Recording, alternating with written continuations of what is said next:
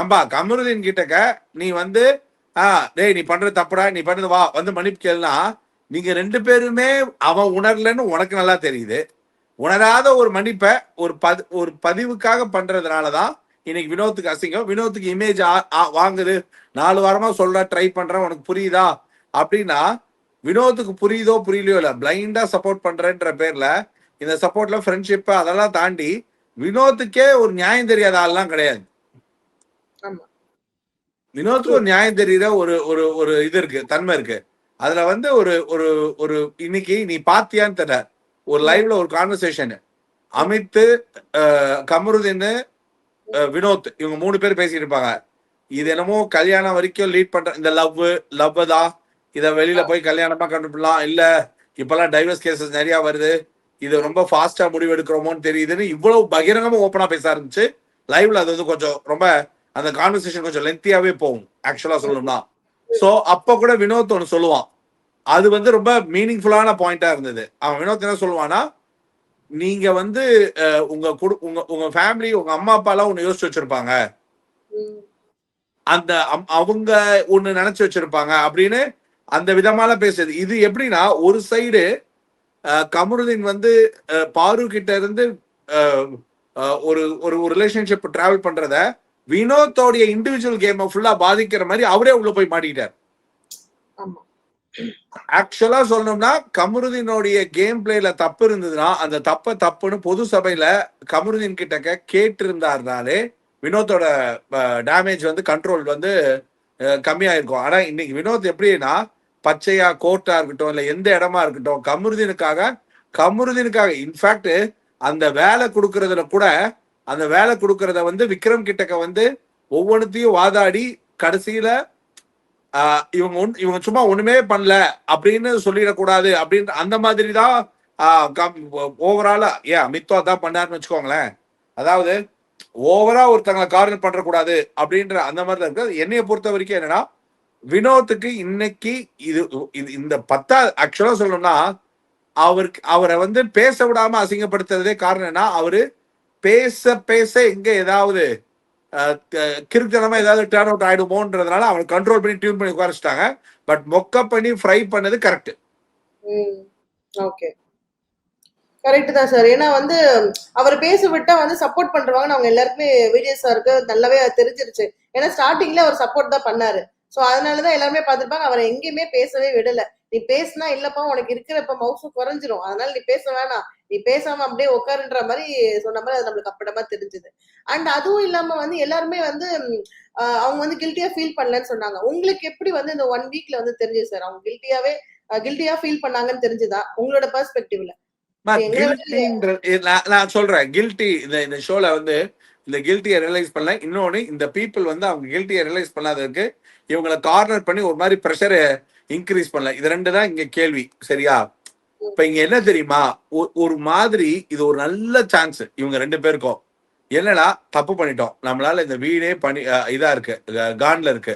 இப்ப இந்த வீட்டை திருப்திப்படுத்துறதை விட இந்த ஷோல இந்த மாதிரியான ஒரு அதாவது பிக் பாஸ் இவ்வளவு ஒரு கோபமான ஒரு முடிவு எடுத்திருக்கார். நம்ம பிக் பாஸ கோவப்படுத்திட்டோம். அப்போ இந்த பிக் பாஸ கோவப்படுத்திட்டு நாம இவ்வளவு அறிவோட இந்த ஷோவை அணுகிற பாருக்கோ இல்ல அறிவே இல்லாம அணுகிற கமருதீனுக்கோ ஒரு விஷயம் புரியணும். என்னன்னா, இப்ப ஷோ வெளியில பாக்குறவங்க என்ன மாதிரியான மைண்ட் செட்ல இருப்பாங்க, நம்ம வந்து எதையுமே மதிக்க மாட்டேங்கிறோன்றது வந்து ரிஜிஸ்டர் ஆயிருக்கும். அதனாலதான் ஒரு பாயிண்ட்ல ஒரு விஷயம் நடக்குதுன்னா அப்போ ரியலைசேஷன் ரெக்ரெட்ன்றது தோப்பு காரணம். இந்த டிராமா எல்லாம் நிறுத்திட்டு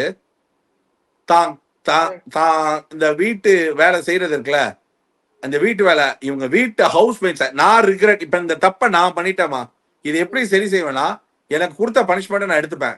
ஆனா என்னால பனிஷ்மெண்ட்டை செய்ய முடியல, நான் கஷ்டப்பட்டு செய்வேன்ல. ஒவ்வொரு நண்பர்களா நான் கஷ்டப்பட்டு செய்யறதுக்கு வரும்பொழுது ஒவ்வொருத்தர்கிட்டையும் மனமுருகி சாரி கேட்டுருவேன். எனக்கு இப்பதான் புரியுது, நான் ஆக்சுவலா ரொம்ப டூ மச்சா பண்ணிட்டேன்.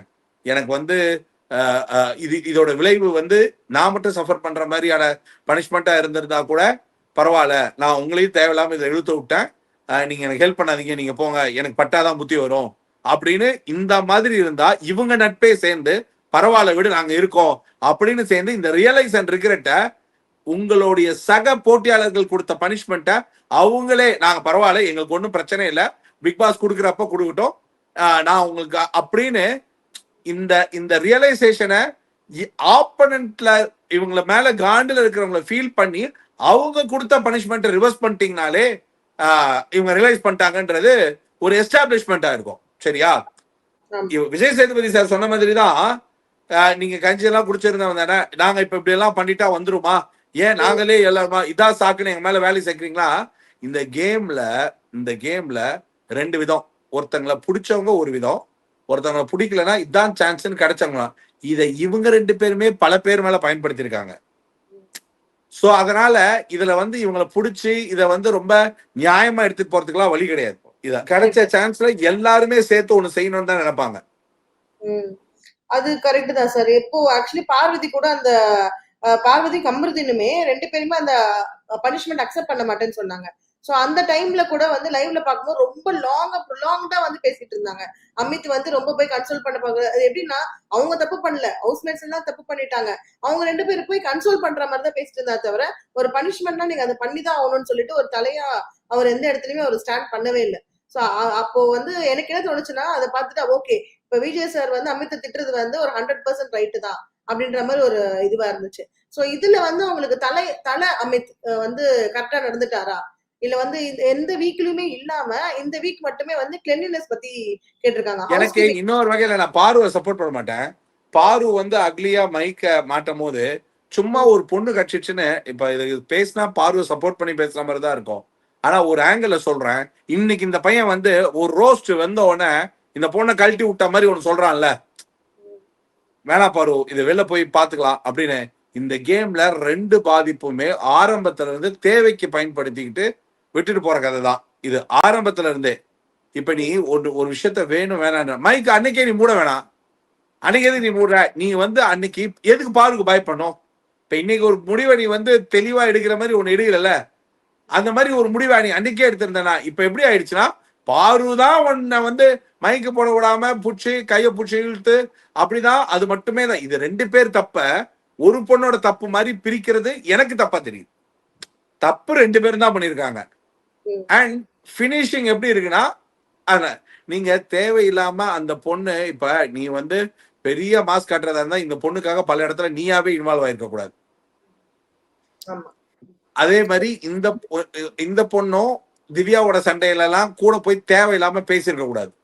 இவங்க 2 பேரும் சேர்ந்து ஒரு பெரிய தப்பு பண்ணிட்டாங்க. மைக்க எடுத்து வச்சு பேசுறது அப்படின்றது ஒரு பெரிய அஃபென்ஸ்னா கமருதீன் அதை தைரியமா ஃபேஸ் பண்ணி அதை பேசக்கூடிய ஒரு ஆளா இருந்தானா அவன் ஆரம்பத்துல இருந்து பண்ணிருக்கணும். இப்ப இல்ல, இந்த கையில எழுதுனா பேர் HO என்ன எச்சக்கலத்தனமா அதுல இருந்து பண்ண ஆரம்பிச்சிருக்கணும். சும்மா இன்னைக்கு வந்து எப்படி ஆயி போச்சுன்னா பாரு கமருதீன் அப்படின்ற அந்த ஒரு பிராண்டிங்க கமருதீன்றவன் கூட சேர்ந்து இப்ப அதனாலதான் இன்னைக்கு அரோராலாம் கண்ணாபின்னு ஸ்கோர் பண்றான்.